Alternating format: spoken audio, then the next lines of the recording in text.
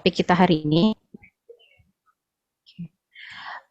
Tugas kita hari ini apa sih gitu ya? Maksudnya kita pulang dari sini setelah kita diskusi itu kita mau bawa apa sih, oleh-olehnya apa sih? Jadi saya bagi itu menjadi tiga garis besar ya. Yang pertama itu kita semuanya di sini memahami organ reproduksi wanita itu apa aja, terus fungsinya itu apa aja.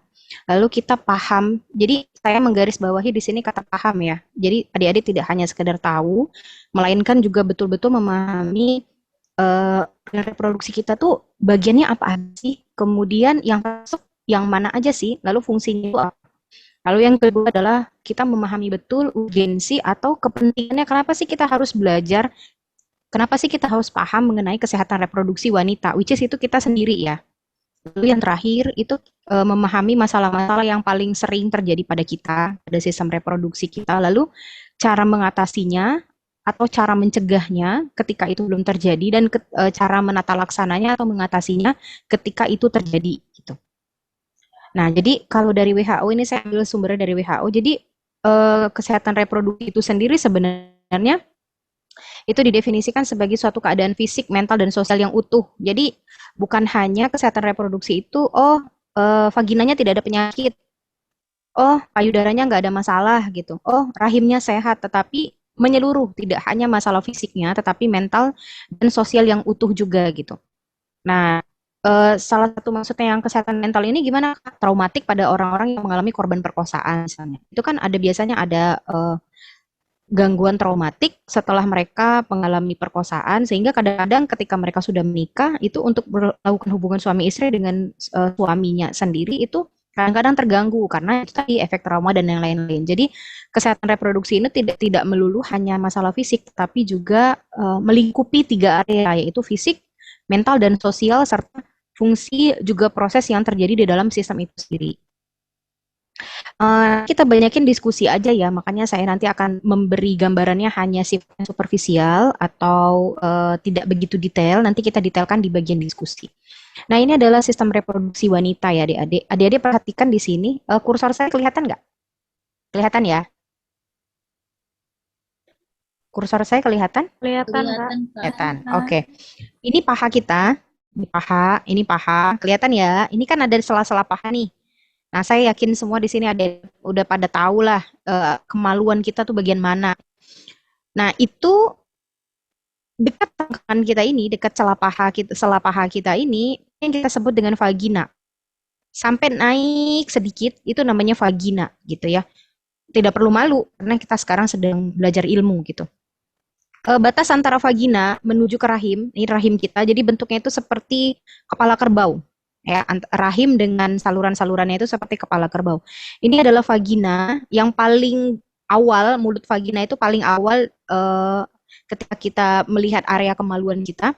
Vagina terus naik ke atas sedikit, ini adalah leher rahim. Nih, yang dikasih tanda hitam di leher rahim. Kita perlu tahu area-area ini untuk apa. Nanti kita akan tahu kelainan-kelainan di sini atau gangguan-gangguan yang terjadi kalau sensasinya nyeri di mana kira-kira. Kalau keluar keputihan kira-kira di mana masalahnya, gitu ya. Nah, ke atas lagi ini barulah rahim. Dari rahim ini ada saluran namanya tuba falopii. Tuba falopii ini di ujungnya yang seperti spons ini, yang seperti bentuk bunga-bunga ini namanya indung telur atau ovarium. Nah, adik-adik perhatikan di sini rahim. Rahim ini yang lapisan yang agak tengah gitu ya, dari luar sampai ke tengah. Ini lapisan paling luar. Ini adalah myometrium namanya. Nah, nanti ketika adik-adik sudah menikah, kemudian hamil, janinnya itu akan ditempelkan di sini, di endometrium. Jadi seluruh keseluruhan ini adalah uterus atau rahim. Di dalam sinilah nanti janin itu akan ditempelkan. Terus indung telur kita di mana, Kak? Indung telur kita di sini. Nanti ketemu sama sperma di mana, Kak? Jadi nanti sperma akan masuk lewat vagina, terus dia akan masuk, terus ketemu nanti di tuba falopii. Sini ketemunya. Sel telur yang ada di ovarium itu nanti keluar dilepaskan, ketemulah di sini di tuba falopii ini. Dari tuba falopii ini nanti jalan sudah jadi zigot dia, nanti nempel lah dia di sini di rahim. Makanya rahim kita harus bagus, vagina kita juga harus bagus, kemudian juga falopii kita juga tidak ada sumbatan, ovarium kita juga berfungsi dengan baik. Maka itulah nanti akan menyebabkan seorang wanita bisa hamil gitu ya. Jadi ini gambarnya kira-kira. Kalau adik-adik sulit memvisualisasikannya, kalau untuk gambaran rahim itu ibaratnya seperti alpukat adik-adik. Alpukat itu kalau adik-adik belah, di tengahnya kan ada biji alpukat. Nah, biji alpukat itu adik-adik keluarkan, nanti kan ada rongga, ada ruang di dalamnya. Nah, seperti itulah kira-kira gambaran apa namanya rahim kita. Rahim kita dalam kondisi yang tidak hamil atau kondisi seperti yang masih gadis itu kecil sekali. Lebih kurang ukuran itu sebesar telur puyuh, ya telur puyuh. Nanti ketika hamil di beberapa minggu menjadi sebesar telur ayam. Makanya adik-adik lihat di sini dari sela paha sampai ke sini rahim kita tuh tingginya tidak begitu jauh kan? Jadi kalau megang rahim jangan di pusar ya. Pusar ini area perut. Jadi dia di jauh di bawah pusar. Ini pusar kita jauh dia di bawah pusar. Gitu. Tapi nanti seiring kalau misalnya kita hamil dan segala dan seterusnya, itu nanti akan makin naik, makin naik, makin naik sampai nanti di batas payudara. Nah, ini payudara. Ya, loh, payudara ternyata masuk di sistem reproduksi, Kak. Iya, gitu. Jadi kalau di kedokteran nanti kalau misalnya eh, Dinda mungkin tahu ya kalau di kurikulum kedokteran ini payudara masuk ke dalam sistem reproduksi. Kenapa? Karena ketika seorang wanita hamil itu pasti menyusui anak kan, menyusui anak kan pasti menggunakan payudaranya kan. Nah, maka dari itu juga ini masuk ke dalam suatu sistem reproduksi. Artinya apa? Artinya ketika adik-adik nantinya dapat dari sini pulang bawa bekal untuk berusaha menjaga kesehatan reproduksinya di area kemaluannya, di area rahimnya, ataupun di area yang lain, maka termasuk di situ juga bagian dari payudara. Nah, paling sering yang dikeluhkan itu memang payudara. Kalau datang waktu saya praktek dulu ya, itu salah satu yang sering dikeluhkan itu adalah keluhan-keluhan di sekitar payudara. Apa aja nanti kita bahas. Nah, masalah yang tersering apa sih biasanya dari 1, 3, 4, 5, 6. Ini saya lupa nambahin satu lagi gangguan menstruasi biasanya. 7. Ini semuanya pernah ngalamin nggak? Ada gatal, keluar cairan dalam bentuk apapun lah, nyeri, kemerahan, bengkak, benjolan, panas. Coba bikin di chat. Ada yang pernah? Semuanya? Salah satunya? Coba buat di chat. Sudah semua belum mengalami ini? Oke. Coba semua lihat. Nggak usah disebutin yang mana, tapi cukup bilang aja pernah atau tidak gitu. Pernah, Kak. Oke, Pok Dinda sudah, Ambar udah oke. Ya, yang lain oke, berarti ya pernah ya. Berarti salah satu di antaranya pasti pernah gitu. Yang paling sering biasanya apa sih? Gatal atau keluar cairan, setidaknya dua itu deh. Ya kan? Keputihannya terlalu banyak kah atau keputihannya berubah warna kah? Yang tadinya lendir bening tiba-tiba menjadi jauh lebih kental atau kuning atau justru hijau gitu ya. Atau bengkak di area kemaluannya, itu paling sering di sana gitu ya. Nah, sekarang saya akan bahas satu persatu. Gatal itu yang paling sering adik-adik biasanya ya. Kenapa sih Kak bisa begatal gitu? Ya banyak sebabnya. Salah satunya bisa jadi area kewanitaan kita terlalu lembab. Sehingga kadang-kadang mengundang jamur tinggal di sana gitu ya. Lalu keluar cairan. Nah, keluar cairan ini kadang-kadang kita risih ya. Keluar seperti katakanlah kita bilang keputihan, tapi keputihannya itu adik-adik nggak perlu khawatir. Jadi ada keputihan atau keluar cairan yang ada yang normal, ada yang tidak normal. Terus kapan Kak dibilang normal? Terus kapan juga dibilang tidak normal? Kita bilang itu normal biasanya ketika kita mendekati waktu haid. Nah, di sesi ini juga saya mau bilang sama adik-adik yang belum pernah membuat siklus haid di kalendernya, belum pernah sama sekali seumur hidupnya. Saya harap setelah nanti kita diskusi ini adik-adik udah mulai belajar punya kalender pribadi atau minimal di HP deh. Itu dicentang. Misal nih, sekarang tanggal 22 Januari, saya haid pertama. Itu dicatat, dibikin kodenya misalnya di situ. H, misalnya haid gitu. Nanti pas di haid berikutnya, itu adik-adik lihat lagi gitu. Adik-adik lihat lagi di bulan berikutnya itu di tanggal berapa gitu. Seterusnya, seterusnya, seterusnya. Gunanya buat apa? Gunanya untuk tahu nanti adik-adik kira-kira perkiraan masa suburnya di hari keberapa ya, gitu. Eh, terus kalau misalnya adik-adik merasa terlalu cepat haid, kadang-kadang banyak konsulen yang datang itu, Kak, kenapa ya saya 1 bulan itu bisa haidnya 2 kali gitu. 1 bulan itu ada 30 hari. Nah, saya itu baru haid kayaknya awal bulan kemarin baru haid, Kak. Nah, ini baru 3 minggu udah haid lagi. Ini kira-kira saya ada masalah atau gimana ya Kak? Nah, itu dilihat nanti dari haid pertama yang bulan ini sama haid pertama yang bulan berikutnya. Kalau jaraknya masih 21 hari sampai 35 hari ya, kalau dari textbook itu masih dikatakan rentang yang normal. 21 hari sampai 35 hari gitu. Kurang atau lebih dari itu barulah kita pertanyakan kenapa gitu. Itu pun kalau misalnya sering ya, tapi kalau misalnya baru sekali ini eh, baru 18 hari atau baru 15 hari kok sudah haid lagi. Nah, itu jangan buru-buru juga kita mau langsung konsul atau mau ke rumah sakit, tidak perlu. Dilihat lagi di bulan berikutnya. Kalau memang seperti itu seterusnya, barulah kita lakukan tindakan, misalnya kita konsul atau yang lain-lain. Tapi kalau misalnya baru satu kali itu nggak perlu gitu ya. Karena kadang-kadang pengaruh haid terlalu cepat atau haid terlalu lama itu kadang-kadang bisa jadi karena stres, makanan kita tidak baik, pola makan kita nggak benar, misalnya karena mau diet jadinya kita tidak, misalnya cuma makan itu roti doang pagi, besok lagi paginya cuman minum doang. Nah, itu nanti akan berpengaruh pada siklus haid. Karena kita mau diet dan segala macam dan diet kita salah itu biasanya akan mempengaruhi siklus haid. Nah, balik lagi ke masalah keluar cairan tadi. Keluar cairan tadi biasanya ada 3 kategori ya, atau 4 kategori lah. Ada yang bening, bening seperti lendir, ingus seperti ingus dia ya, bening warnanya, tidak ada warna-warna yang lain. Kemudian tidak terlalu kental. Lalu yang kedua putih tapi kental sekali seperti susu. Kuning, pasti kalau kuning biasanya kental seperti ingus yang udah baru muncul gitu ya. Biasanya ingus-ingus yang warna kuning atau sudah warna hijau. Warna hijau tapi dia udah bergumpal-gumpal. Kuning atau seperti keju tapi kental sekali misalnya gitu. Jadi saya bagi 4 tuh. Ada yang bening, ada yang putih kental, ada yang kuning, ada yang hijau. Nah, ini masing-masing mengindikasikan ada masalah di sana. Dan warna-warna ini mengindikasikan ini normal atau tidak normal. Kalau dia makin itu biasanya normal adek. Kalau normal kapan aja Kak munculnya? Nah, kalau normal biasanya munculnya ketika kita mendekati haid ya, atau ketika kita sedang hamil. Eh, Kalau di sini ada yang sudah menikah, awal-awal kehamilan itu biasanya akan muncul lendir dan lendirnya itu sifatnya bening, misalnya gitu. Atau mendekati masa subur seperti yang saya bilang tadi. Kalau yang kuning, kalau yang hijau, apalagi ada sensasi gatal. Nah, ini perlu kita pertanyakan nih kenapa. Biasanya kalau kuning sama hijau itu kalau nggak infeksi jamur bisa jadi virus. Sorry, putih kental, kuning sama hijau itu kalau nggak infeksi virus, kalau nggak infeksi bakteri, kalau nggak infeksi jamur. Kalau udah hijau itu biasanya udah infeksi bakteri yang udah berat. Kalau hijau. Nah, kadang-kadang keluar cairan yang seperti ini itu nggak satu gejala, adik-adik, nggak satu keluhan, tapi kadang-kadang diikuti dengan keluhan-keluhan yang lain. Misalnya apa, Kak? Misalnya ada gatalnya atau gatal yang sangat hebat. Terus juga kemaluannya kemerahan. Terus juga nyeri.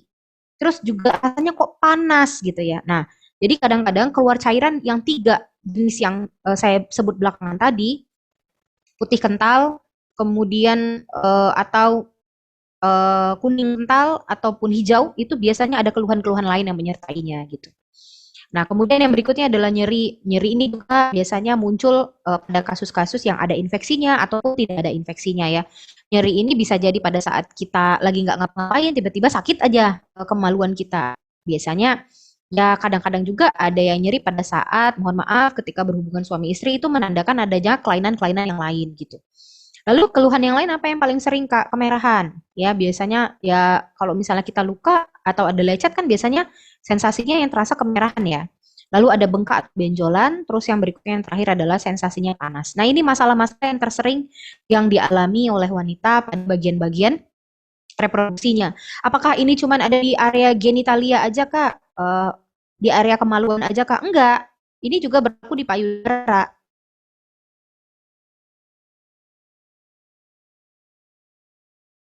Lipatan payudara ya, lipatan payudara itu area di bawah payudara kita, yang paling bawah itu yang langsung nih, nih kulit payudara. Nah di area sini ini yang paling sering gatel kan, karena ini kan yang paling sering ketekuk sama payudaranya, ketutup. Sementara di area sini banyak sekali keringat. Nah area ini biasanya yang paling sering gatel. Terus juga keluar cairan bisa ya Kak? Bisa. Pada gadis sekalipun Kak, iya bisa. Jadi kadang-kadang di mana keluar cairannya di puting susu. Nah, adik-adik juga harus perhatikan cairan atau nama lainnya itu kita sering sebut juga sebagai discharge ya. Cairan yang keluar dari payudara itu perlu dilihat itu cairannya berupa air susu biasa kah atau darah gitu. Kalau sudah darah yang keluar, kita perlu pertanyakan, ini kira-kira apa kalau darah? Jangan-jangan ada suatu keganasan di situ atau kanker di sana kalau darah yang keluar atau justru infeksi. Infeksi yang kronis atau ada lecet di sana. Ya. Jadi jenis cairan itu kalau keluar dari payudara sementara kita bukan seorang ibu yang menyusui itu patut dipertanyakan kenapa gitu ya. Lalu berikutnya nyeri. Nah, nyeri ini yang paling sering dikeluhkan juga di area payudara, apalagi pada orang-orang yang punya tumor, biasanya tumor jinak ya, tumor jinak di payudaranya itu sering datang ke konsul waktu saya masih praktek dulu. Rata-rata itu di usia 18 tahun sampai 30-an. Jadi ada jangan takut kalau misalnya di payudaranya itu ada bengkak, ada benjol, itu nggak serta merta kanker. Jadi di benjolan di payudara itu jenisnya banyak sekali. Ya, nanti diidentifikasi oleh siapa? Oleh dokternya. Barulah nanti di sana kita akan melanjutkan tindakan yang seharusnya apa? Dibiarkan saja, perlu diambil, atau perlu diambil sedikit untuk dilihat di mikroskop, atau memang harus dibuang total. Jadi nggak serta-merta ketika ada mengalami nyeri di payudara, oh ini pasti ada benjol nih, oh ini ada pasti ada tumor. Enggak. Jadi kadang-kadang nyeri di payudara itu juga ada yang sifatnya normal. Maksudnya gimana Kak? Ya normal. Misalnya nih, adik-adik mendekati haid. Jadi ketika kita mendekati haid itu kan seluruh badan kita itu sebenarnya sebelum kita haid ya, maksudnya sebelum haidnya betul, itu kan di masa-masa tertentu sebelum keluar darah haid, itu kan badan kita sedang disiapkan oleh tubuh kita sendiri untuk menerima sperma, artinya disiapkan untuk hamil, entahkah itu gadis, entahkah itu sudah menikah gitu.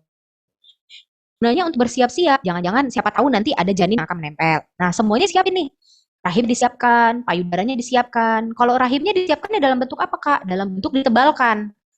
Ditebelin nih rahimnya, makanya pembuluh darahnya banyak di sana gitu ya. Terus kalau payudaranya disiapkan gimana Kak bentuknya? Payudaranya dibuat lebih berisi, sehingga kalau lebih berisi menjadi lebih kencang.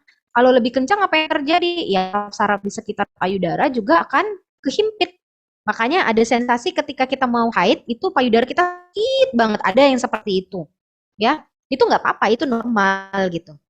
Ya, kenapa? Karena itu memang proses dari tubuh kita. Nah, kalau sudah tibanya masa haid, oh ternyata tidak ada janin nih, kata badan kita. Maka pembuluh darah yang ada di uterus kita atau yang ada di rahim kita itu meluruh. Maka dikeluarkanlah darah haidnya. Payudara juga begitu. Pelan-pelan dia berkurang lagi kapasitasnya atau eh, ketebalannya tadi sehingga nyeri kita menjadi lebih berkurang ya.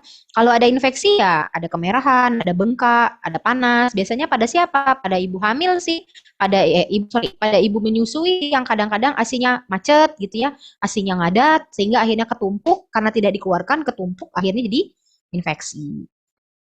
Nah, jadi secara garis besar, kalau saya gampangnya untuk adik-adik pahami ya, gangguan di sistem reproduksi kita itu dibagi jadi dua. Ada yang infeksi, ada yang non-infeksi. Kalau yang infeksi apa aja Kak biasanya? Macam-macam. Ada yang jamur, ada yang virus, ada yang bakteri. Nah, rata-rata kalau infeksi biasanya dari mana Kak? Jadi proses infeksi itu gampangnya begini adik-adik. Eh,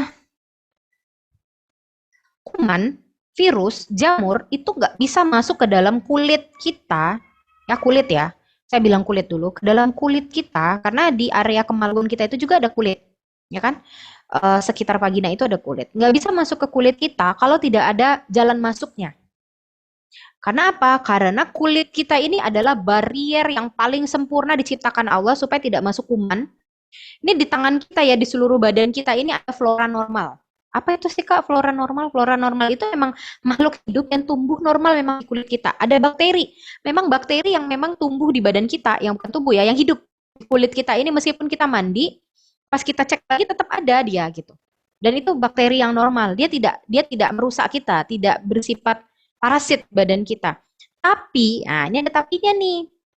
Ketika ada luka, set, lecet, ini kulit kita yang paling atas kan terkelupas. Bukalah jalan untuk dia masuk ke sana. Karena dari kulit kita ini di bawahnya kan ada pembuluh darah gitu ya, macam-macam. Masuklah dia langsung ke sana. Disitulah terjadi infeksi. Nah, infeksi yang terjadi di area kemaluan bisa jadi kenapa adik-adik? Karena gatel, karena lembab, akhirnya gatel, lalu adik-adik garuk-garuk. Kan sering tuh Kita garuk-garuk ya kalau misalnya lagi panas, misalnya gitu kan, ada kegiatan, belum sempat mandi, akhirnya ternyata bagian area kewanitaan kita gatal. Akhirnya kita garuk-garuk, ternyata lecet. Kok 3 hari kemudian bengkak ya di area kemaluan kita, atau kok 1 minggu kemudian kok berair ya gitu, dan pedih gitu, dan panas gitu.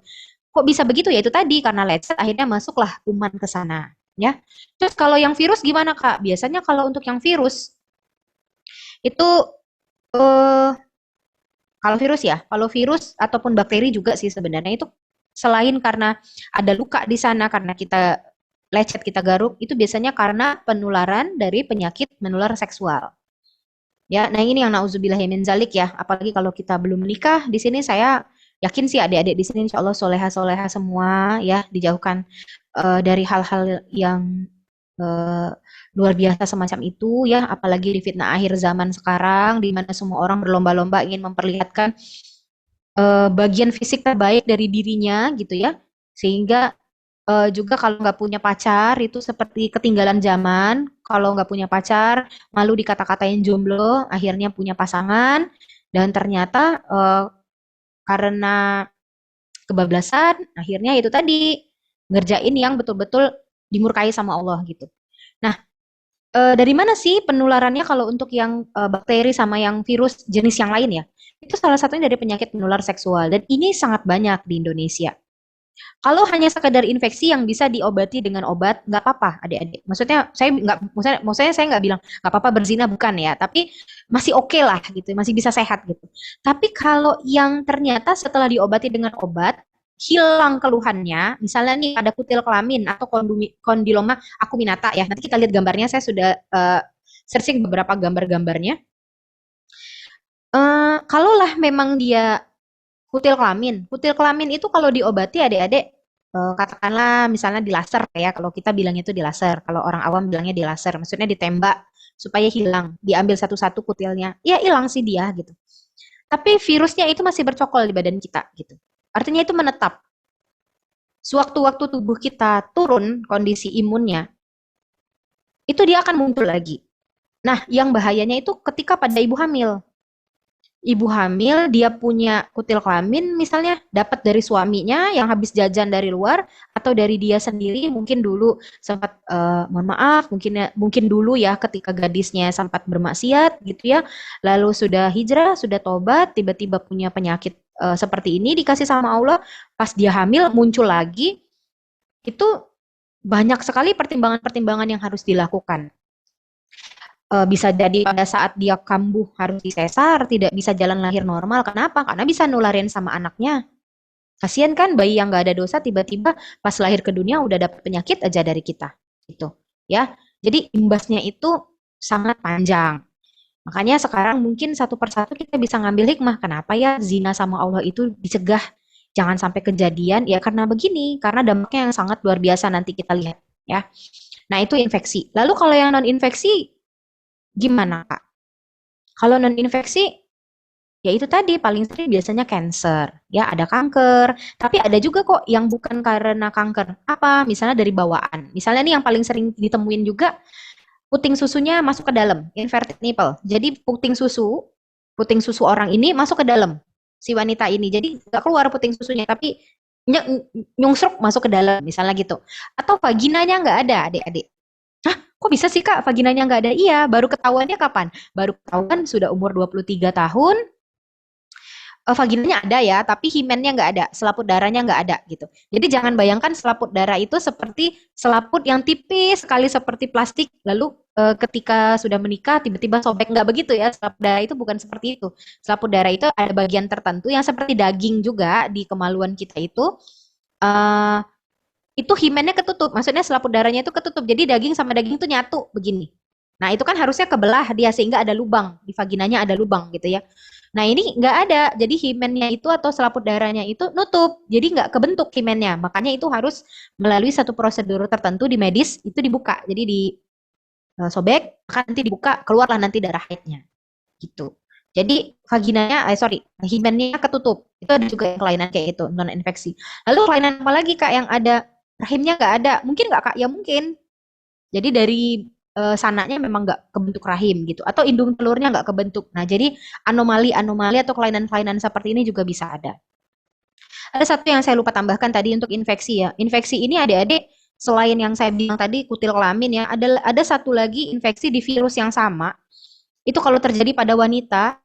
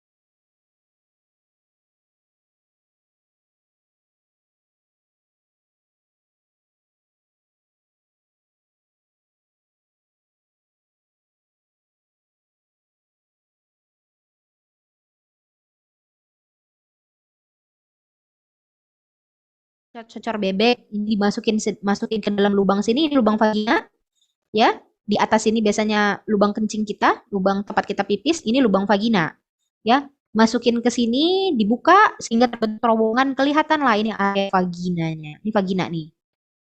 Ini ada kutil-kutil di sini, kutil kelamin, namanya kondiloma acuminata. Jadi jangan nanti kasih nama anak kalau punya anak kondiloma acuminata, ih cakep ya namanya acuminata gitu ya. Jangan ya. Ini kondiloma acuminata nanti orang akan berpikir, "Hah, kok nama anaknya kondiloma acuminata ya?" Ya meskipun namanya cakep gitu ya. Nah, yang jadi momok apa sih yang paling ditakutin orang? Kanker. Kalau di Indonesia itu kanker serviks itu nomor satu, kanker payudara itu nomor dua.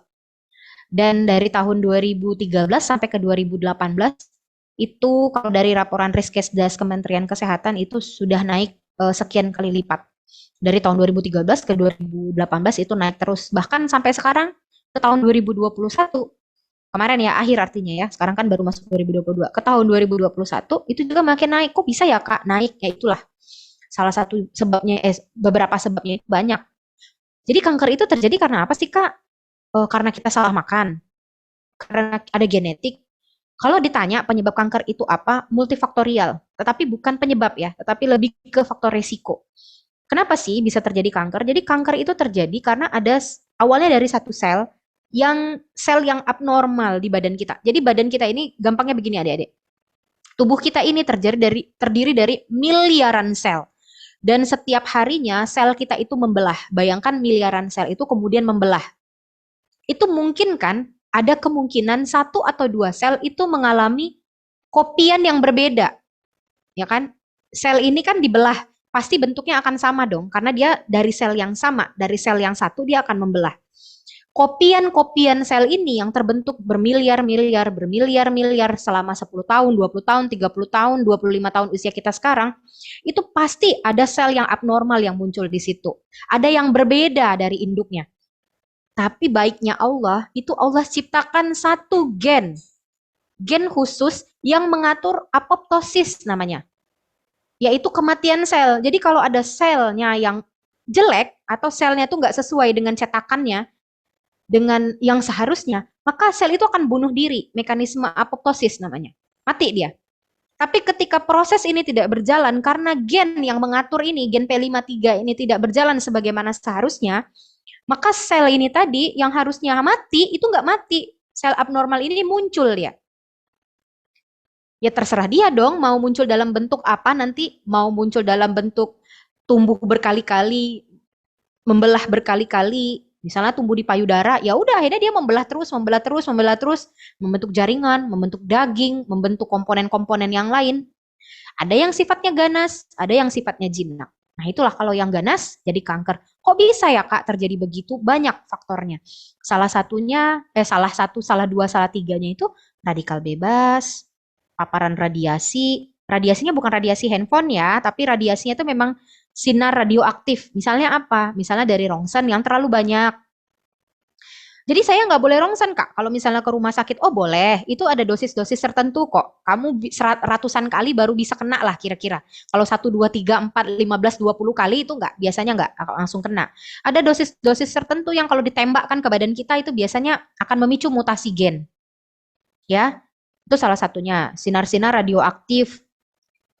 Kemudian apalagi? Radikal bebas. Nah, radikal bebas ini dari mana Kak? Radikal bebas macam-macam adik-adik. Bisa dari polusi udara, bisa dari asap rokok, bisa dari mana lagi? Bisa dari makanan, makanan-makanan junk food yang kita konsumsi, yang nggak ada nilai gizinya tapi rasanya enak, tapi nggak ada gizinya, yang prosesnya kita nggak tahu seperti apa, itu akan membuat suatu radikal bebas yang nanti akan masuk ke dalam sel kita, itu yang akan mengubah mekanisme sel kita. Maka lama kelamaan dia nggak sebulan 2 bulan tapi bertahap. Setahun, 2 tahun, 3 tahun, 4 tahun, 5 tahun, 10 tahun, barulah jeng kejadian dia dalam bentuk kanker. Nah, yang terbanyak itu di wanita apa? Kanker payudara. Yang kedua adalah kanker serviks, ya, atau kanker serviks, kanker payudara. Bentukannya gimana sih, Kak? Kalau kanker serviks gampangnya itu kalau yang sudah menikah ketika berhubungan suami istri keluar darah, ada rasa nyeri, kemudian keluar darah yang tidak biasanya keluar darah tiba-tiba keluar darah. Terus kalau pada perempuan payudaranya itu tadi ada benjolan dan benjolannya keras seperti papan. Kamu kalau punya papan atau punya laptop nih lagi pakai laptop, kamu peganglah itu permukaan laptop. Kalau misalnya ada benjolan serupa itu di payudara adik-adik, itu biasanya keganasan. Ya, auzubillahi min dzalik, semoga dijauhkan sama Allah penyakit semacam ini ya. Lalu penanganannya gimana? Lebih itu pencegahan ya. Kenapa? Karena pencegahan itu lebih murah adik-adik dibandingkan kalau kita udah sakit. Yang pertama kali menjaga hygiene organ reproduksi. Hygiene ini nggak cuma sekadar bersih ya adik-adik ya, tapi emang betul-betul kita upayakan semaksimal mungkin organ reproduksi kita itu bersih, sehat, tidak mengeluarkan bau yang aneh-aneh. Jadi kalau udah bersih pasti dia bersih sehat itu biasanya nggak ada keluar deh bau aneh-aneh. Kalau udah keluar yang bau yang tidak enak, ya kurang nyaman di kita, misalnya gitu, atau terasa terlalu lembab, itu biasanya hygiene-nya udah terganggu. Nah, gimana sih salah satu caranya penggunaan bahan pakaian dalam yang tepat? Nah, kadang-kadang kan kalau misalnya kita masih kuliah, kita ngekos, kadang-kadang kita beli pakaian dalam itu yang penting murah ya, tapi ternyata bahannya itu nggak nyaman sama kita, atau malah bikin kulit kita gatal-gatal. Gak apa-apa sih kita beli pakaian dalam harga 10.000 satu atau 7.000 satu gitu ya, dibandingkan kita beli yang harga 3.000 tapi bikin badan kita nggak nyaman. Kadang-kadang hal-hal semacam itu. Gimana sih Kak kita tahu penggunaan bahan pakaian dalam kita itu tepat atau enggak? Sekarang kan udah banyak ya kita punya smartphone. Saya yakin semua di kita itu punya smartphone. Itu untuk mencari review produk itu gampang sekali. Kalau mau beli apapun, termasuk pakaian dalam itu biasanya saya akan selalu cari review. Tapi reviewnya bukan di marketplace-nya ya. Saya biasanya akan cari betul-betul situs yang resminya, bahannya apa, terdiri dari berapa persen, misalnya katun atau apa gitu. Dan biasanya sih yang paling nyaman itu katun, ya, karena biasanya nyerap keringat gitu. Lalu yang berikutnya screening. Screening itu apa sih Kak? Screening itu artinya kita apa ya, menyaring di badan kita ini ada kelainan atau enggak. Yang paling gampang itu kalau di payudara. Sadari, pemeriksaan payudara sendiri. Itu gampang sekali adik-adik. Cara gimana? Ya kalau misalnya setelah kita haid, 2 minggu setelah kita haid, atau 1 minggu setelah kita haid, syaratnya jangan pas deket haid ya. Kalau deket haid pasti tuh kenceng. Itu nanti bias pemeriksaan kita. Tapi kalau misalnya udah 1 minggu selesai haid, dari haid kita yang terakhir, udah bersih, 1 minggu kemudian kita periksa nggak apa-apa. Dan kalau bisa itu setiap bulan, mulai dari sekarang. Gampang sekali caranya loh. Kita cuma tinggal berbaring di tempat tidur, buka pakaian dalam kita, misalnya gitu ya, pakaian dalam atas kita, di bra kita telentang. Tangannya kita angkat ke atas. Misalnya kita mau periksa payudara sebelah kanan, maka tangan kanan kita angkat ke atas. Jadi kita relax gitu ya. Terus tangan kiri kita mulai memeriksa. Mulai dari mana? Ya gampang. Tinggal kita periksa aja, tekan dari arah ketiak ini ke tengah, dari pinggir sini lagi ke tengah, gitu pelan-pelan. Kita rasain ada benjolan atau enggak ya, gitu. Terus kita lihat juga di kaca. Tapi malu atuh Kak, ya nggak perlu malu, kan kita sendirian, kecuali kalau ada orang yang nggak boleh ngelihat kita, kita ada di situ naked, panjang, ya iyalah. Tapi kalau kita sendirian kan nggak masalah, ya. Kita lihat di depan kaca, payudara kita simetris atau enggak, gitu ya. Atau cara yang lain gimana? Cara yang lain kita nunduk. Misalnya kita nunduk, kita lihat ketika menggantung payudaranya itu simetris atau enggak. Tapi yang paling gampang itu sih ketika lihat di cermin ya, payudara kita bentuknya simetris atau enggak. Ya, misalnya yang terlalu jomplang, sebelah kanan, sebelah kiri, jauh sekali, padahal dulu nggak begitu. Nah, itu perlu kita pertanyakan ada apa gitu ya. Pemeriksaan payudara sendiri. Lalu yang berikutnya IVA. IVA ini nggak bisa kita kerjakan sendiri. Kalau IVA itu memang harus di puskesmas atau sama dokter atau sama bidan. IVA ini apa? IVA ini inspeksi visual dengan asam asetat. Ini biasanya pada orang-orang yang sudah menikah. Ya, sudah menikah atau belum menikah tapi sudah pernah melakukan hubungan seksual. Ya, dan saya yakin ini nggak dikerjakan sama kita lah ya.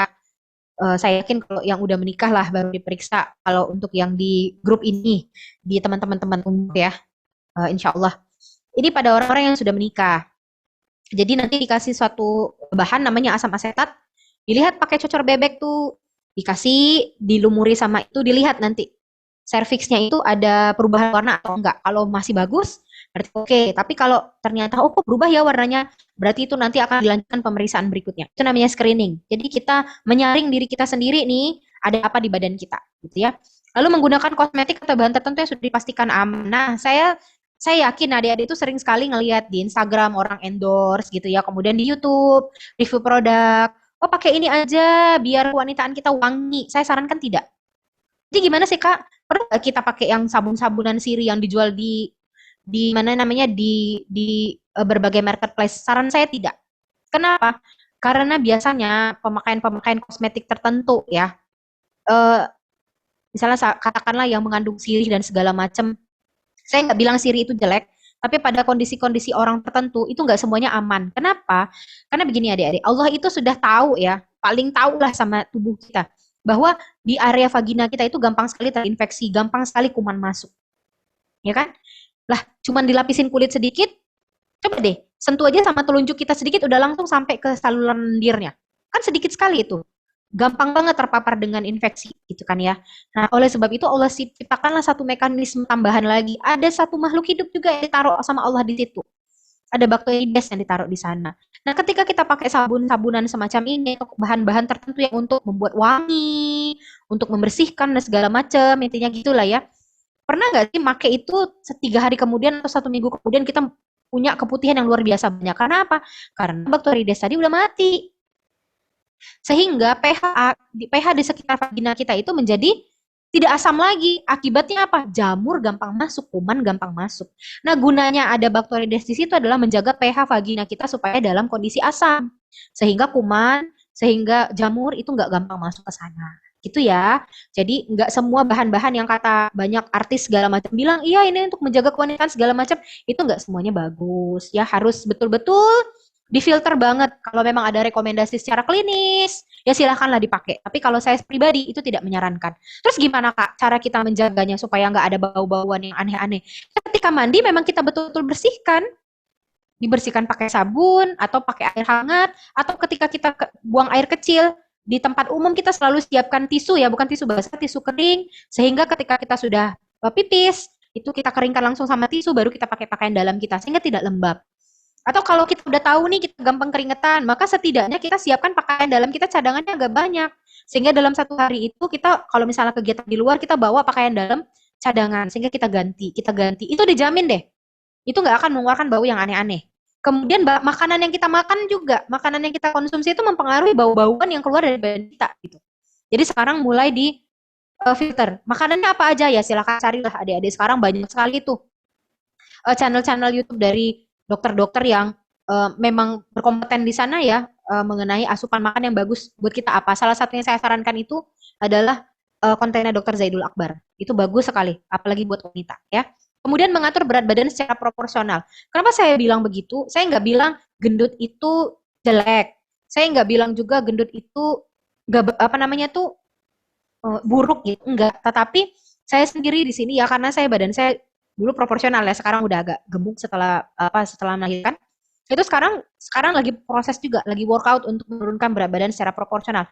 Kenapa? Karena orang-orang yang punya berat badan berlebihan itu cenderung payudaranya kan menjadi jauh lebih berisi. Kemudian perutnya juga menjadi jauh lebih buncit sehingga lipatan payudara ke bagian perutnya itu menjadi lebih gampang.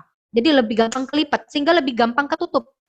Keringat-keringat yang ada di sana itu terperangkap di sana adik-adik sehingga jadi gatal. Akhirnya apa yang terjadi? Jamur muncul di situ. Orang yang punya berat badan yang berlebihan juga resiko untuk kena diabetes lebih tinggi. Ingat pada orang-orang yang diabetes, punya penyakit gula, itu infeksi jamur beresiko lebih tinggi, gitu ya. Kemudian lifestyle yang sehat. Contohnya apa? Yaitu aktivitas fisik, olahraga. Olahraganya itu nggak sekedar cuma jalan, lari, enggak, tapi ada senam-senam tertentu yang memang kalau bisa itu kita lakukan. Misalnya senam Kegel gitu ya. Silahkan carilah nanti itu banyak sekali bertebaran di sosial media ya. Kemudian makanan yang kita makan, boleh sih sesekali mau makan di McD misalnya, di KFC, tapi nggak tiap hari juga gitu ya. Nggak tiap hari juga kita makan junk food. Makanlah, masaklah, aturlah makanan kita, emang kita memastikan bahwa yang masuk ke badan kita itu betul-betul yang halal sekaligus yang toyib untuk diri kita. Kemudian yang terakhir, melakukan hubungan seksual hanya pada cara yang dihalalkan oleh syariat. Ya, hanya pada cara yang dihalalkan oleh syariat, yaitu pada suami kalau sudah menikah. Kemudian juga ya ketika sudah menikah. Betul-betul deh, ini saya highlight banget. Jangan coba-coba. Jangan coba-coba. Kenapa, Dede? Penyesalannya itu meskipun tidak jadi melakukan ya, misalnya hampir melakukan, tapi akhirnya tidak jadi melakukan perzinahan misalnya. Itu penyesalannya itu seumur hidup. Karena saya banyak sekali teman-teman yang cerita segala macam gitu ya. Sudah hijrah misalnya gitu, sudah tobat, tiba-tiba menikah, ternyata menularkan penyakitnya itu yang dulu dia dapat ketika dia bandel, ya, itu pada istrinya misalnya. Dan istrinya itu orang yang sangat baik, misalnya begitu nggak tahu apa-apa, anak rumahan, polos gitu.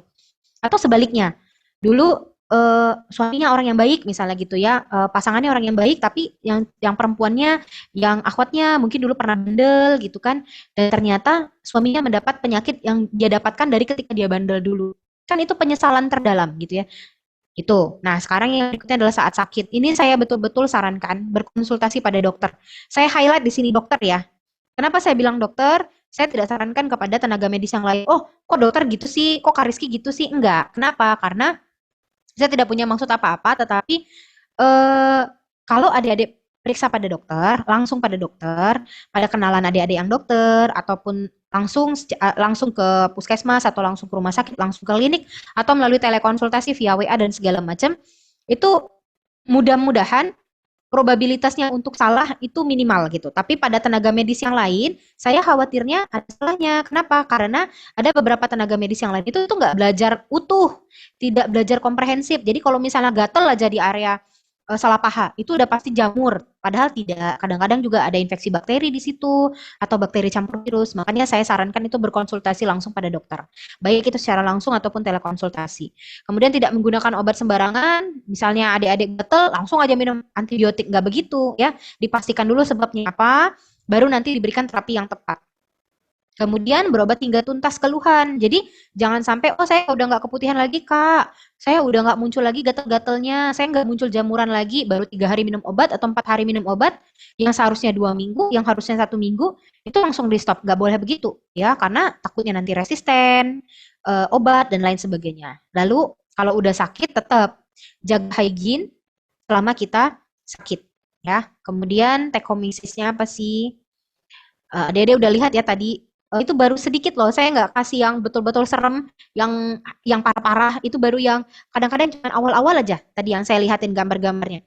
Itu mengindikasikan bahwa kesehatan reproduksi bagi kita itu sebenarnya sangat penting untuk diperhatikan, dijaga. Kenapa sih? Karena itu sebagai bentuk tanggung jawab, sekaligus rasa syukur kita kepada Allah nih udah dikasih sistem reproduksi atau organ yang sangat sempurna dan sangat baik, yang juga nanti akan menuntun kita untuk menjaga keberlangsungan generasi.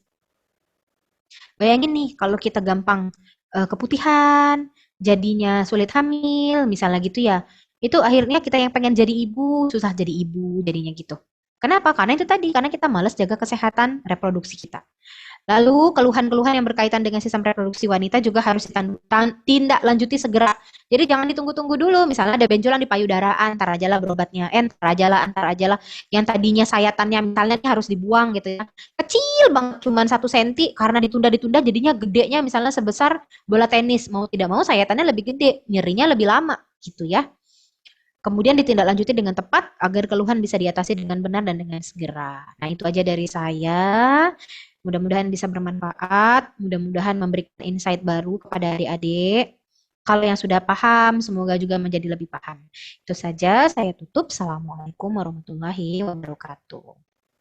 Waalaikumsalam warahmatullahi wabarakatuh. Itu dia penjelasan materi dari Dr. Rizky. Selanjutnya kita buka sesi tanya jawab. Kepada teman-teman yang ingin bertanya, kami persilahkan.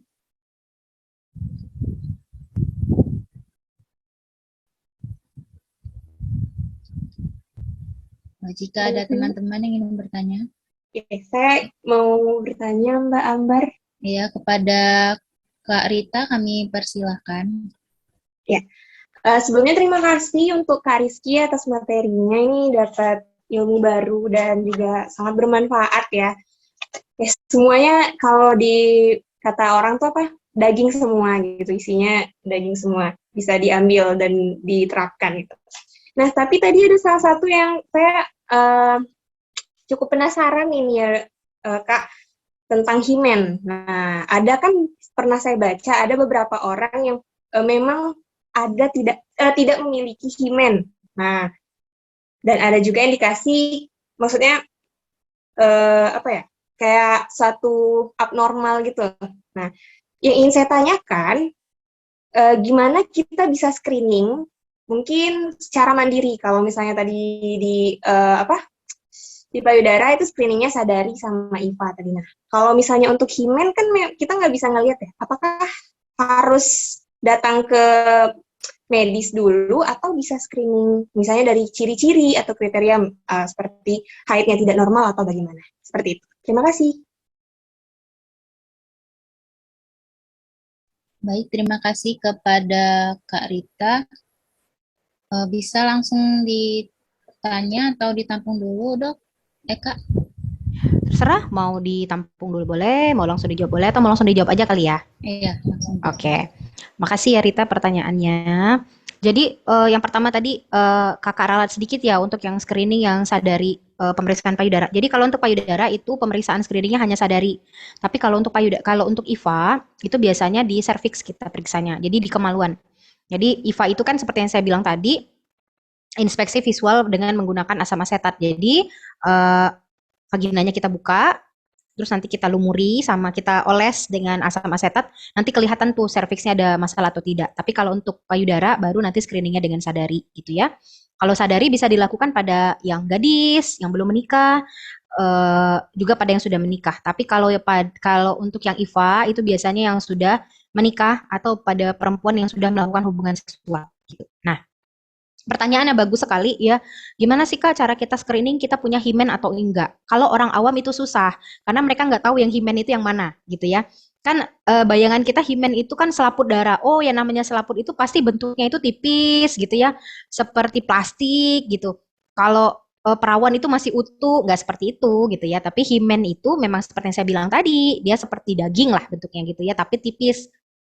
eh, Nyatu ke vaginanya gitu. Gampangnya begitulah. Nah, gimana sih Kak kita tahu kalau kita tuh punya himen atau nggak punya himen? Kalau untuk orang awam susah Rita, tapi ketahuannya itu ketika masa pubertas. Gimana cara taunya? Cara taunya ketika seharusnya dia menstruasi, dia nggak menstruasi. Misal, dia udah umur harusnya umur 18 tahun lah katakanlah ya. Umumnya itu kan umur 17 tahun tuh sudah haid. 17 tahun dia belum haid. Kemudian 18 tahun dia belum haid. 19 tahun dia belum haid. Sampailah usia 20 tahun dia belum haid. Curiga nih gitu. Saya belum haid-haid juga ya udah umur 20 tahun. Udah mau tamat kuliah kok belum haid-haid juga. Pergi ke dokter. Nah, ketahuan lah di situ. Biasanya itu ada namanya hematokolpos. Hematokolpos itu apa? Darah yang menumpuk.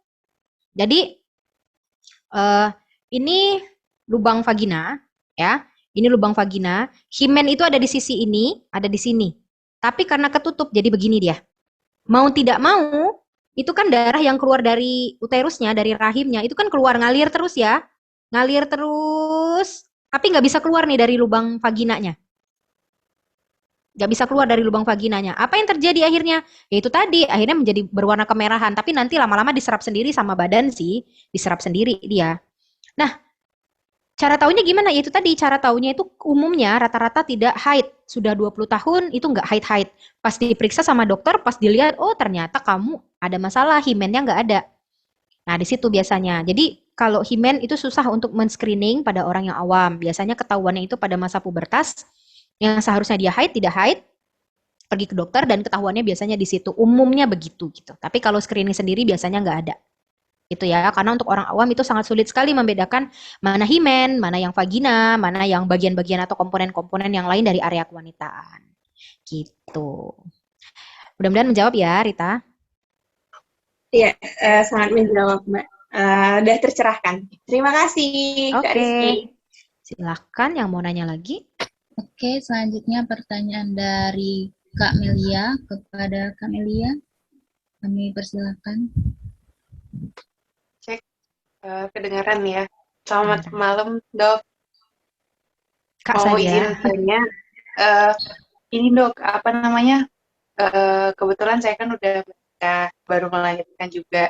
Nah, ada di daerah selangkangan, itu warna kulitnya tuh jadi hitam. Nah, itu maksudnya perlu dikhawatirkan enggak? Terus kira-kira nanti akan hilang atau akan tetap hitam gitu? Sama satu lagi Dok, apa? Kan kalau melahirkan tuh banyak disarankan, banyak orang tua kan ngomong pakai korset ya atau dibebek gitu ya Dok ya. Seumpama ya selama 40 hari. Nah, seumpama kita nggak melaksanakan itu sampai 40 hari full dengan alasan itu kan sakit dan kenceng gitu kan Dok. Nah, itu ada dampaknya nggak nanti ke depan? Soalnya kan ada yang bilang katanya nanti bisa bikin perut turun gitu kan, rahim turun gitu-gitu. Itu sih Dok. Dua ya Dok. Oke, sip. Makasih pertanyaannya. Saya langsung jawab aja ya, Ambar. Oke. Jadi pertanyaannya bagus ya. Yang pertama tadi mengenai selangkangan, selap paha kita yang hitam. Dan itu nggak cuma pada satu wanita kok. Hampir semua wanita saya yakin itu area kewanitaannya kehitaman. Kenapa bisa begitu? Apakah karena kita jorok? Enggak. Coba deh, adik-adik kalau jalan, itu selap paha kita gesekan nggak? Iya, bergesekan. Itu yang menyebabkan jadi hiperpigmentasi di sana atau menjadi berwarna lebih gelap dibandingkan area yang lain, ya. Karena ada gesekan-gesekan itu tadi, ya. Coba perhatikan lagi area yang sering hitam, ketiak. Tangan kita kan nggak bisa berhenti kalau kerja, masak, nulis, ngetik, nah, begini semua kan. Ini kan ada gesekan nih. Itu yang bikin area ketiak kita jadi juga hitam. Lalu di mana lagi? Area lipat payudara. Coba buka nanti. Lihat sendiri. Lihat ke cermin. Itu biasanya area sana juga hitam gitu. Perlu dikhawatirkan nggak? Secara kesehatan tidak perlu, tetapi secara estetika ya. Ada orang-orang yang nggak nyaman kalau area selapahannya hitam gitu ya. Kalau area selap payudaranya hitam, ketiaknya hitam, itu ada yang nggak nyaman begitu. Perlukah dikhawatirkan bagi yang masih gadis gitu ya, yang masih gadis, yang memang nggak punya siapapun untuk melihatnya, itu nggak perlu dikhawatirkan karena nggak ada gangguan kesehatan, tapi gangguan estetika iya. Kalau menurut adik-adik itu mengganggu estetika, boleh kok pakai kosmetik-kosmetik tertentu yang memang sekarang aman dan memang bisa mengurangi hiperpigmentasi di area situ. Dan bahkan saya rekomendasikan, silakan carilah apa, nanti saya endorse pula di sini ya. Nah, boleh, nanti silakan cari. Banyak itu sekarang yang aman. Ya, yang ada glow-glow di ujungnya itu biasanya ada tuh, ya. Silakan aja dicari gitu. Atau produk-produk yang lain gitu. Kak Rizky pakai nggak? Ya, saya pakai. Kenapa? Karena saya sudah menikah. Kalau mungkin pasangan saya nggak masalah, tapi saya bermasalah. Kenapa? Karena kelihatannya nggak sangat tidak estetika ya gitu. Maksudnya kelihatannya nggak estetis gitu. Kelihatannya kalau misalnya ada area yang jauh lebih hitam dibandingkan area yang lainnya gitu. Jadi mudah-mudahan itu menjawab ya. Itu nggak mengganggu kesehatan Mel, tapi mengganggu estetika iya. Lalu yang kedua, pakai korset setelah kita melahirkan gimana Kak? Jadi gini, ketika orang sudah melahirkan ya, ini secara medisnya ya, Setelah melahirkan, itu uterus kita yang tadinya saya bilang, yang awalnya sebesar telur puyuh, ketika kita hamil kan makin besar dia sampai di bawah payudara, ya. Nanti ketika bayinya dikeluarkan, itu perlahan-lahan, perlahan 1 jam, 30 menit sampai 1 jam, itu uterusnya akan sekeras batok kelapa. Pernah megang batok kelapa nggak? Kan keras banget itu ya. Itu akan mengeras seperti batok kelapa dan akan turun di bawah pusar. Itu kalau terjadi itu pada ibu yang sudah melahirkan, itu artinya apa? Artinya uterusnya normal.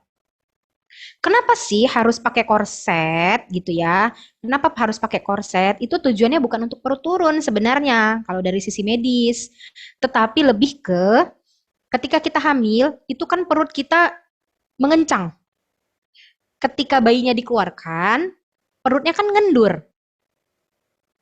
Ya kan? Perutnya kan mengendur. Ketika mengendur itu ditekan dengan korset, harapannya supaya perutnya balik rata lagi. Gak buncit. Tidak ada batasan kok harus 30 hari, 40 hari, 20 hari. Nggak ada batasan sampai 40 hari. Mau lebih dari 40 hari boleh Kak? Boleh kalau nyaman.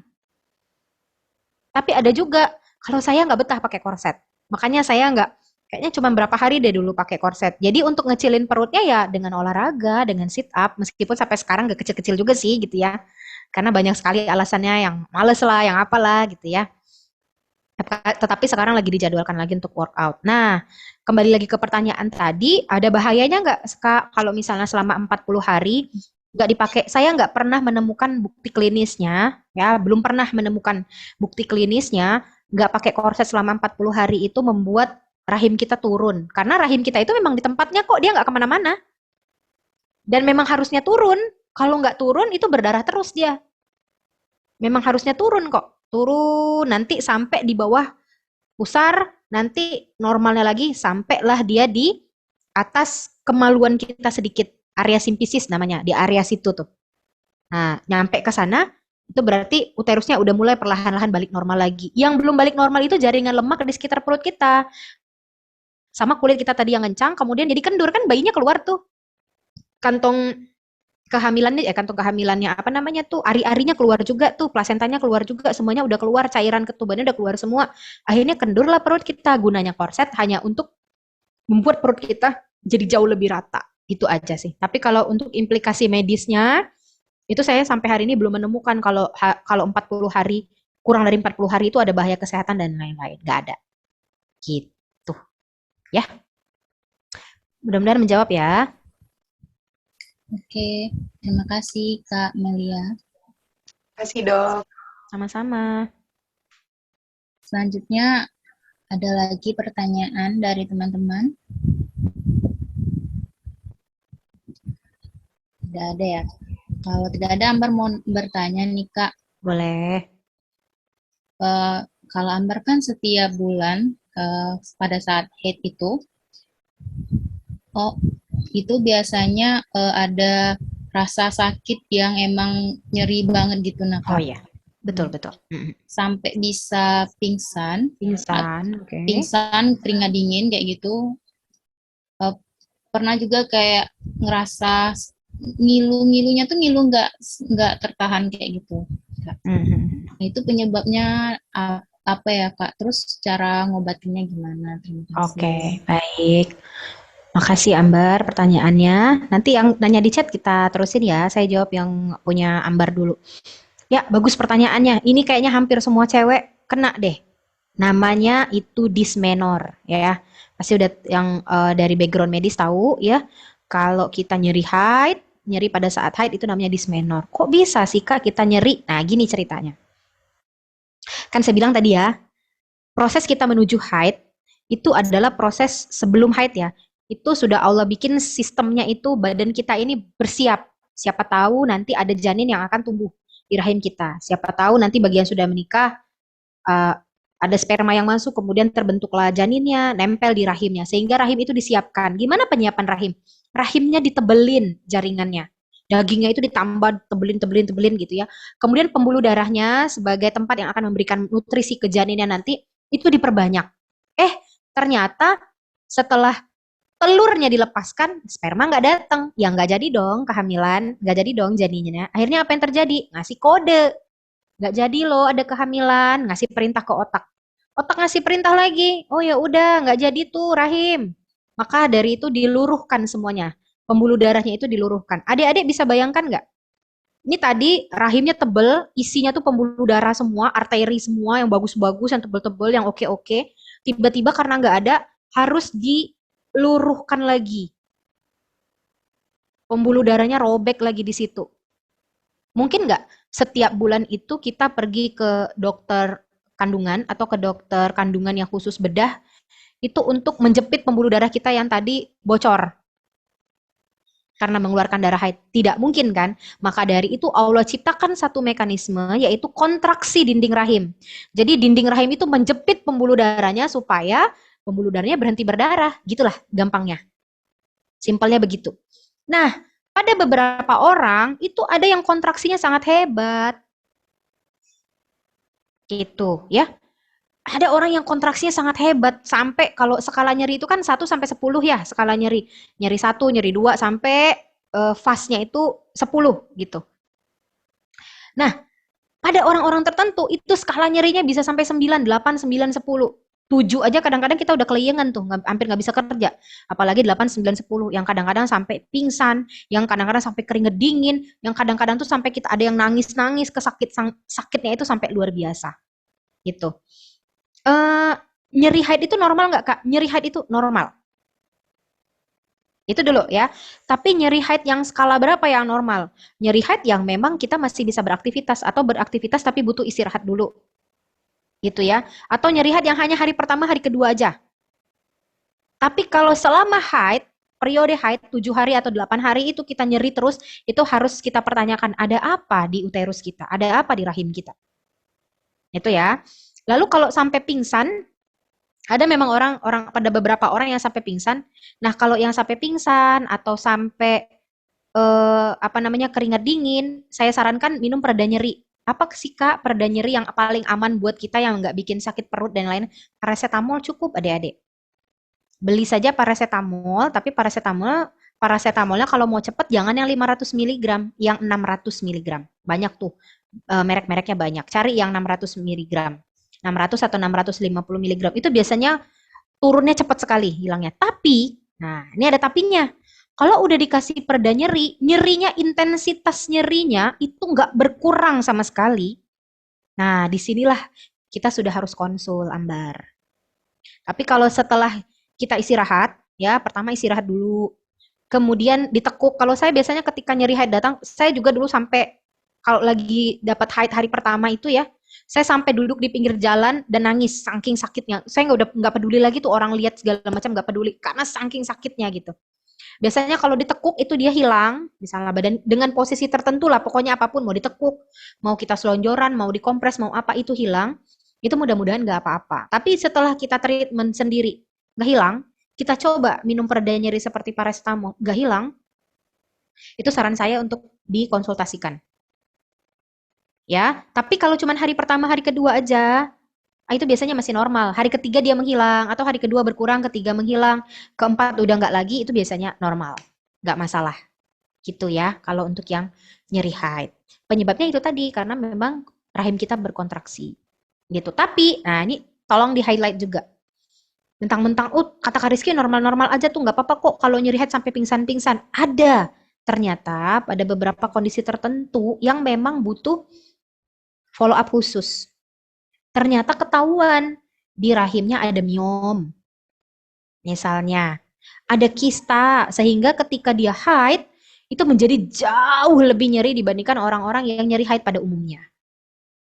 Nah, untuk tahunya gimana caranya, Kak? Ya harus dikonsultasikan. Makanya saya bilang tadi, kalau intensitas nyerinya tuh berketerusan sampai hari kedua, hari ketiga, hari keempat, itu sepertinya sudah mulai harus ada follow up. Tetapi kalau misalnya hanya hari pertama saja, hari kedua, hari ketiga sudah jauh berkurang, itu biasanya sih nggak masalah ya. Tetapi seperti yang saya alami ya, saya juga dulu kalau nyeri haid itu luar biasa sakitnya. Setelah melahirkan, itu hampir tidak ada nyeri haid lagi. Setelah hamil dan melahirkan, hampir jarang saya merasakan nyeri haid, hampir jarang. Ada 1-2, tapi itu nggak begitu mengganggu. Gitu. Jadi kemungkinan besar nanti seiring berjalannya waktu, kalau memang seperti yang saya alami, itu dengan proses-proses di diri kita, menikah, hamil, punya anak, dan seterusnya, itu biasanya nanti akan membaik dengan sendirinya. Mudah-mudahan gitu ya Ambar, dan mudah-mudahan memang Ambar nggak masuk yang dalam berterusan, hanya 1-2 hari aja, hilang ketika beristirahat, atau hilang ketika minum pereda nyeri. Gitu. Oke, terima kasih banyak Kak atas Sama-sama. jawabannya. Selanjutnya ini ada pertanyaan dari Kak Nurul Hikmah.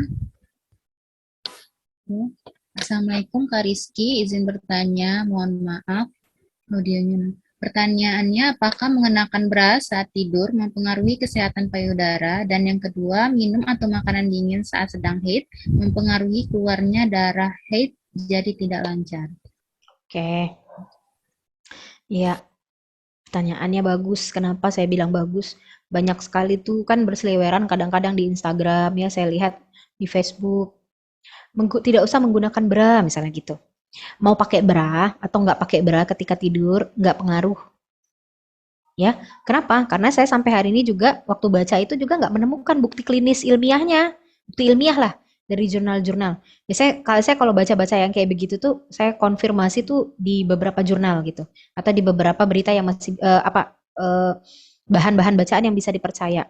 Itu saya belum menemukan gitu bahwa memang ketika kita melepas bra ketika tidur itu ada impact langsung ke kesehatan kita.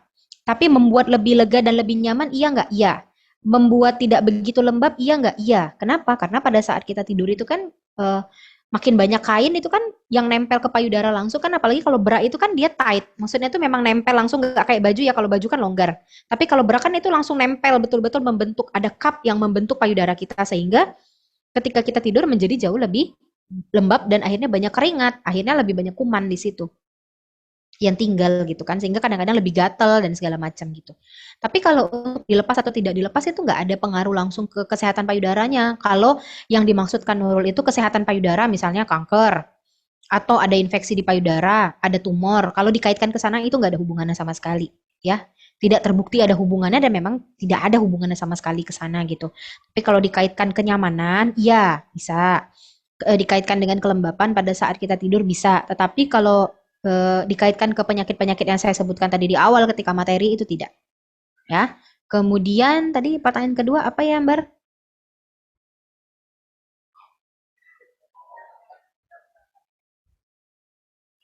Suara Ambar belum ada? Yang kedua, minum atau Minum makanan haid. dingin. Ya, ya. Nggak ada hubungannya. Makanan dingin itu perginya ke lambung. Ya kan, makanan dingin itu perginya ke lambung. Apa kalau haid? Itu kan yang keluar dari uterus. Itu organnya berbeda, letaknya juga jauhan, nggak deketan gitu. Jadi yang terpengaruh langsung dengan makanan minuman dingin itu lambung kita. Belum ada masuk makanan, misalnya baru bangun tidur langsung minum dingin. Itu perut kita bisa jadi over apa namanya tuh hipersekresi cairan lambung bisa karena tiba-tiba dikejutin dengan minuman dingin gitu, itu bisa. Tetapi haidnya pengaruh jadi lebih lancar atau lebih mandek, nggak ada pengaruhnya sama sekali. Karena itu satu perginya ke saluran cerna, kalau haid itu perginya ke saluran reproduksi. Jadi beda ya, nggak ada kaitannya. Tuh. Ada lagi? Oke, itu pertanyaan terakhir dari Kak Nurul Hikmah. Oke. Saya rasa cukup untuk sesi tanya jawab pada malam hari ini. Oke. Selanjutnya, sebelum kita mengakhiri acara pada malam hari ini, kita tutup dengan pembacaan doa yang dipimpin oleh Kak Mbak Mel. Kepada Mbak Melia, kami persilakan. Assalamualaikum warahmatullahi wabarakatuh. Waalaikumsalam. Waalaikumsalam warahmatullahi wabarakatuh. Baiklah, mari teman-teman untuk mengawali doa pada malam hari ini, marilah kita membaca istighfar 3 kali. Astagfirullahaladzim, astagfirullahaladzim, astagfirullahaladzim. A'udzubillahi minasyaitonirrajim. Bismillahirrahmanirrahim. Qulillahumma malikal mulki tu'til mulka man tasya' wa tanzi'ul mulka mimman tasya' wa tu'izzu man tasya' وتضل من تشاء بيدك الخير إنك على كل شيء قدير تولج الليل في النهار وتولج النهار في الليل وتخرج الحي من الميت وتخرج الميت من الحي وترزق من تشاء بخير حساب اللهم إن هذا إقبال ليلك وإدبار نهارك وأصوات دعاتك فاغفر لي اللهم إنك تعلم أن هذه القلوب قد اجتمعت على محبتك والتقت على طاعتك وتوحدت على دعوتك وتعاهدت على نصرة شريعتك فوثق اللهم رابطتها وأدم مدها واهدها سبلها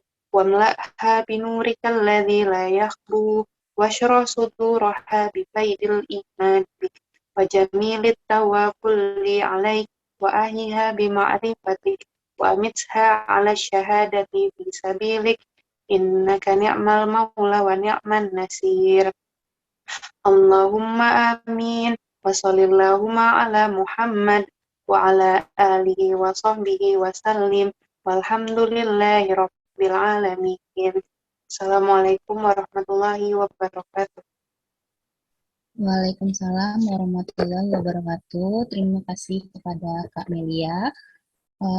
Kami mengucapkan terima kasih kepada Kak Rizky atas telah menyempatkan waktunya pada malam hari ini. Apakah dari Kak Rizky ada pesan-pesan yang ingin disampaikan kepada kita semua? Saya persilakan. Closing statement aja ya. Selain memang kita harus menjaga kesehatan secara fisik, kesehatan reproduksi kita, saya betul-betul berpesan sekali sama adik-adik di teman tumbuh Bengkulu ini ya, sepenuh hati saya berpesan gitu. Jauhi hal-hal yang memang bisa bukan hanya merusak kesehatan reproduksi kita itu secara fisik, tetapi memang menodai itu gitu, ya. Jauhi hal itu sekuat mungkin ya, karena memang fitnah akhir zaman ini adik-adik itu sangat luar biasa gitu ya. Saya silih berganti dapat berita duka dari teman-teman saya sendiri, dari orang-orang terdekat gitu ya. Dan seperti saya bilang tadi, yang saya kisahkan, menikah dengan pasangannya gitu ya. Ternyata pasangannya juga memang baru hijrah gitu ya. Dan ternyata teman saya tidak tahu bahwa temannya ini dulu pernah bandel gitu ya kan. Dan sekarang pasangannya malah dapat imbas dari itu semua gitu. Mewarisi penyakit-penyakit yang memang ya itu sudah qadarullah ya, memang ujian teman saya berdua ini gitu, ujian rumah tangga mereka. Tetapi hal-hal semacam ini bisa kita hindari dengan pertama sekali itu menjaga diri kita terlebih dahulu. Karena betul-betul apa yang kita miliki sekarang yang udah dikaruniakan sama Allah kepada kita sekarang itu ya dalam bentuk alat reproduksi, organ reproduksi yang sempurna, yang sangat baik, itu nanti akan kita pertanggungjawabkan nanti di hadapan Allah gitu. Semuanya akan kita pertanggungjawabkan di hadapan Allah. Jadi apa yang sudah Allah berikan itu ketika Allah titipkan dalam keadaan yang sangat baik, maka kembalikanlah juga itu nanti dengan keadaan yang sangat baik gitu. Allah titipkan dalam bentuk terbaik, maka kita kembalikan juga, kita kembali sama Allah nanti juga dalam bentuk terbaik gitu. Dengan cara apa ya kita jaga. Jadi bukan cuman organnya secara langsung kita jaga, tapi apa yang kita makan, apa yang kita lakukan, apa yang kita letakkan, tempatkan pada yang diberikan pada Allah pada kita itu nanti semuanya akan ada imbas, ada impact, ada efek ke diri kita sendiri. Ingat, apa yang kita miliki itulah tempat tumbuhnya generasi kita nanti adik-adik. Di sana tempat mereka akan hidup. Baiknya mereka, cerdasnya kita itu tanggung jawab besar, amanah besar. Makanya kalau mau rusak suatu negara itu bukan rusak pemudanya, tapi pemudinya, wanita-wanitanya gitu. Dan yang paling sering terkena fitnah itu kita gitu ya. Yang paling gampang kemakan fitnah akhir zaman itu kita gitu. Jadi betul-betul jaga diri kita baik-baik, karena perempuan itu kalaupun dia tidak punya materi, tidak punya barang-barang yang branded apa segala macam, dia cuma punya satu, kehormatan dan harga diri. Jadi satu-satunya itu jangan diberikan dengan mudah kepada orang lain ya. Jangan dinodai, dijaga gitu ya. Karena sekarang saya melihat perzinahan itu kayak seperti makan kacang goreng adik-adik. Dimanapun mau, dimanapun ingin, dengan siapapun itu bisa dilakukan. Ya, apalagi waktu saya tugas di rumah sakit dulu, nah itu gampang saja nanya, eh, berhubungan badan terakhir kali kapan gitu. Saya nggak tanya sudah menikah atau belum, karena saya tahu penyakit ini hanya bisa ditularkan hanya dari yang begitu gitu. Saya nggak tanya lagi sudah menikah atau tidak. Saya nggak tanya begitu. Yang saya tanyakan adalah kapan terakhir kali berhubungan badan gitu. Dan dijawab ternyata benar. Kasusnya banyak sekali, apalagi di Bengkulu. Bengkulu itu kelihatannya jadi mayem gitu ya. Tapi ya itulah, teman-teman kita yang jauh itu diajak, dirangkul. Makanya saya senang berada di antara teman-teman tumbuh Bengkulu, itu kita tumbuh sama-sama, belajar bersama-sama gitu ya. Kemudian juga menebar manfaat juga sama-sama. Tidak merasa kita lebih baik dari teman-teman kita, tapi kita rangkul mereka, kita ajak mereka ke komunitas yang lebih baik gitu. Karena awal baiknya dari generasi itu juga dari keterjagaan kita kepada Allah, apa yang sudah Allah titipkan ke kita. Itu pesan saya ya, tolong dijaga dirinya baik-baik, tolong dijaga kehormatannya baik-baik, tolong dijaga apa yang sudah dititipkan sama Allah ke diri kita baik-baik. Itu. Itu aja dari saya, Ambar. Terima kasih. Jazakumullah khairan khatsiran. Saya tutup. Assalamualaikum warahmatullahi wabarakatuh dan sampai ketemu di lain kesempatan. Waalaikumsalam warahmatullahi wabarakatuh. Terima kasih banyak kepada Dr. Rizkyanti Anggraini. Selanjutnya kita foto sesi dulu untuk dokumentasi kepada Kak Nadia. Saya minta tolong untuk didokumentasikan. Oke, teman-teman silakan on kameranya ya. Untuk Mbak Hanifa, Mbak Sri Rahayu, Mbak Fadila, Mbak Iko, dan Mbak Dita, serta Mbak Wilda boleh open kameranya. Kita tunggu ya. Oke, sepertinya belum bisa open. Oke, teman-teman. Hitungan ketiga, silakan berikan senyum terbaiknya ya. 1, 2, 3. Oke, mau ditunggu sebentar. Oke, sekali lagi ya. 1, 2, 3. Oke, sudah. Terima kasih teman-teman. Terima kasih Dr. Rizky. Terima kasih semuanya. Iya, makasih ya semuanya. Terima kasih kepada Kak Nadia, terima kasih kepada Dr. Rizky, terima kasih kepada teman-teman yang telah menyempatkan hadir pada acara kita malam ini. Kami dari Komunitas Kebaikan Teman Tumbuh mengucapkan terima kasih banyak. Wassalamualaikum warahmatullahi wabarakatuh. Waalaikumsalam warahmatullahi wabarakatuh. Oh ya, adik-adik kalau ada yang mau konsul private, misalnya ada masalah itu tadi ya, gangguan reproduksi dan segala macam, atau berkaitan dengan medis, mau private konsul nggak apa-apa, silakan DM saja nanti saya di Instagram, ya. Kalau mau di WA boleh nanti minta nomor WA-nya sama Dinda ya. Nanti sesempatnya Instagram Dr. Rizky. Langsung aja Dr. Rizky huruf kecil semua. @Dr. Rizky ya. Kalau di WhatsApp nanti boleh minta nomornya sama Kak Dinda. Kalau mau di DM juga boleh. Kalau mau private. Itu aja. Terima kasih. Ya, terima kasih. Free kok, tenang aja, free ya. Terima kasih Kak. Terima kasih Kak. Terima kasih banyak Kak.